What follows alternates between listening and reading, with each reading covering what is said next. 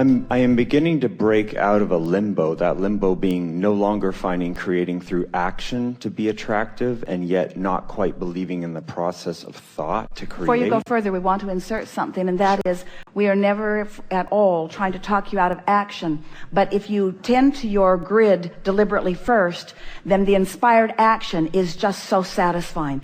Action that comes from a vibrational equivalency is action that is life-giving and fun and uplifting to those who are witnessing it. Action that is offered in an effort to fill in the grid isn't. Okay. So action is a wonderful thing, provided you've tended to the grid first. Right. I meant like more banging it outside of action. Well, like that doesn't... No value in that. Because that's how I live my life mostly. But sometimes you gotta. Sometimes you are where you are. You are where you are, and sometimes the action is required. And sometimes you gotta act even before you get your grid where you want it. But just know that you're acting before you've got your grid where you want it, so that the results that you're getting make sense to you. And then when you come out of the fog, do the work that matters, and it will get better and better and better for you. Okay. All right. So in order to try to tip that belief from I have to do action versus the power of thought, I've been practicing. Give us an example where you have to do an action and you don't have time to clean up your grid first. I don't want to get a job.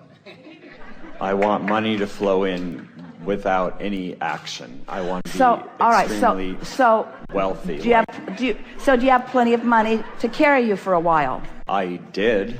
Do you have plenty of money to carry you for a while? Not plenty. So you don't have a lot of leeway in this. So how long do you think it's Yeah, but I've been working on this for so long. Well, you're clearly not doing it the right way. That was the next question that we were going to ask you. How long do you think it would take you to bring the vibration of your grid up to the level of your vortex? How much time are we talking about?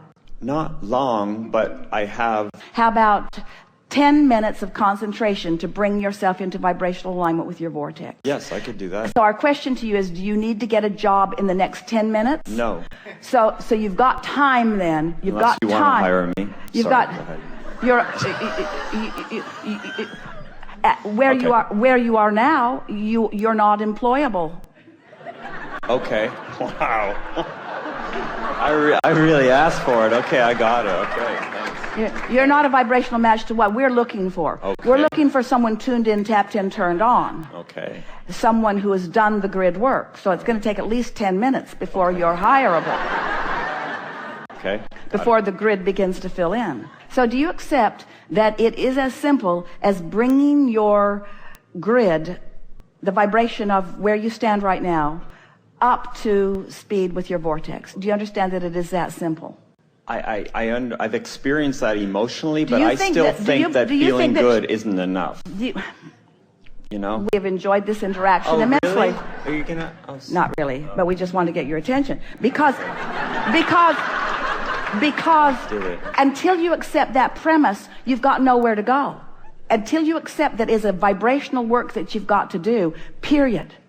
You do the vibrational work, and every single desire that you have will start filling in fast. You don't do the vibrational work, you keep repeating the patterns that you've got going, nothing can change in your experience. You've got to change the vibrational frequency. So we'll ask you some questions that will make that easier for you.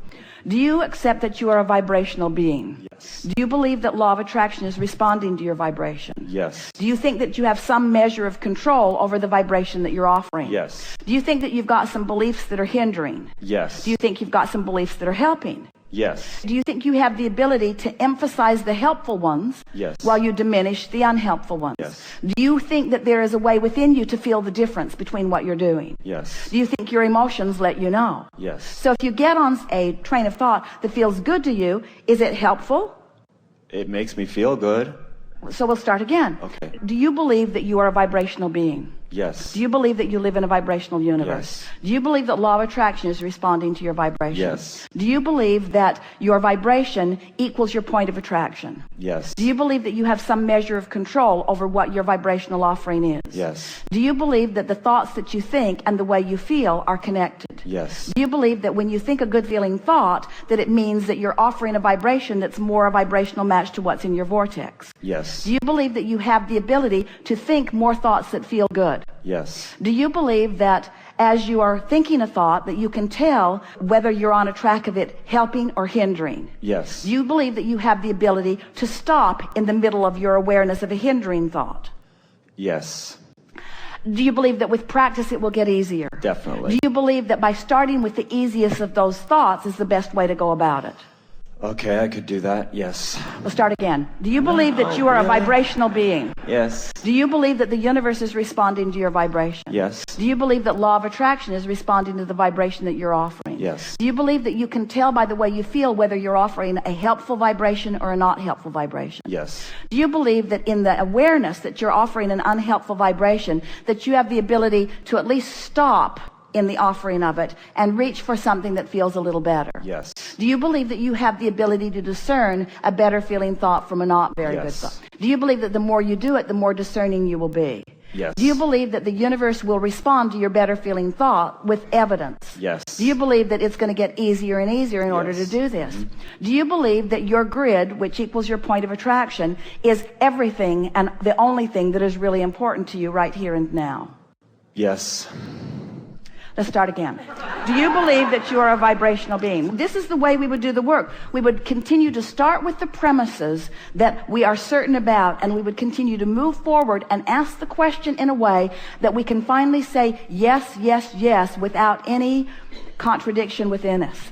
In other words, we know that you don't think that you are quite ready to give this vibrational approach your undivided attention. And we understand that because in truth, it would be better if you would get a job to soothe your financial concerns. You would be less contradictory in your vibration if you were not worried about money. Okay. So if you could build a bridge that says, this is a temporary thing that I'm doing in order to hold myself in a place that I can keep my promises to my creditors and that I can satisfy myself with the things that I want, and that more and more a satisfying way for money to flow will come to me.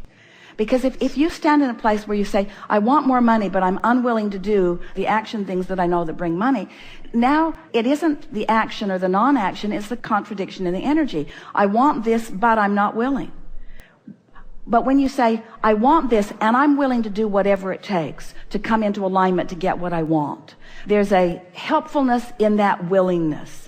But then you say, but I'm contradicting myself because, Abraham, you're teaching me that I can do this through the power of thought. And we tried to clear that up with you in the first moment that you said that. We're not teaching you that action is not part of it. We're teaching you that action isn't the most important part of it, that the alignment is, and that it's possible for you to come into alignment so that the action that is then required of you by the filling of the vortex into the grid is action that you will be really thrilled in the offering of. There isn't one of you who doesn't want to act. You do. You want to act. And there isn't one of you who wouldn't revel in inspired action over required action. They are very different actions. But if you don't take the time to do the grid work, the inspired action doesn't come. And when it's required action, required action, required action, you get burned out really, really fast. Yes. But when it's inspired action, then you can't stay up long enough, and you can't get up early enough, and you can't talk about it enough, you see. When it's inspired action, the whole of the universe is flowing with you into this poignant moment. Most humans do not allow themselves the feeling of standing in a moment in time, focused upon something that they care about, having cleaned up their vibration so that the energy that creates worlds is flowing through them in this moment, so that every intelligent consciousness that knows anything about what you're talking about or thinking about or engaging about is flowing with you and through you in that moment. That is co-creation at its best, you see. But you got to line up with that energy. And you got to know when you're not lined up with it and know when you are lined up with it, and then just keep leaning toward the lined up with it until after a while it becomes really easy. You can tell the offness of something almost instantaneously. There are a couple of things that we want to ask of you. You were really good, by the way. Your answers were in keeping with the vibration. You were not saying one thing and meaning another. So we want to follow that trend just a little bit and ask a few more things of you. Do you believe that there is value in contrast? Yes. Do you believe that out of the contrast will come greater clarity? Yes. And that greater clarity is easily satisfied once you do the grid work? Yes. Now, the easily is the part that you were stumbling over just a little bit. Yeah. But do you believe now, does it feel easier to you now than it did just a little bit ago? Yes. Does it feel to you that you've come into resonance with understanding your own power? Yes. And can you relax a little bit as you stand in contrast right now without money flowing in the way that you want it to? Can you embrace that as a good thing, not a bad thing? Yes. Can you let this moment in time not feel like struggle, but feel like clarity? Most of the time. But this moment in time. Oh, yes. This moment, Yes. because if this moment in time, with this contrasting experience, if you can stop beating up on yourself because you didn't get it right the first crack out of the box, if instead you can say, oh, this didn't go the way I wanted it to, but it's all right because I'm still standing here evaluating contrast. That's the peace that we're wanting you to find in this. So often, as you listen to us for a while, and you want to be deliberate creators, and you want to do the grid work, and you tried to get in the vortex, and you're trying to pay attention to the way you feel, and you're making an effort to be more the person that you want to be. And then when something that you thought you wanted doesn't turn out right now the way you wanted it to, then that second guessing starts happening. Then you start asking yourself, what did I do wrong? And if instead you can say, I didn't do anything wrong, this contrast is part of what's right. This contrast is part of the clarifying thing. It's part of the clarification that is helping me to identify more clearly what it is I do want. If we could just convince you that you want a creative plethora of opportunities to pull from. You don't want limited ones.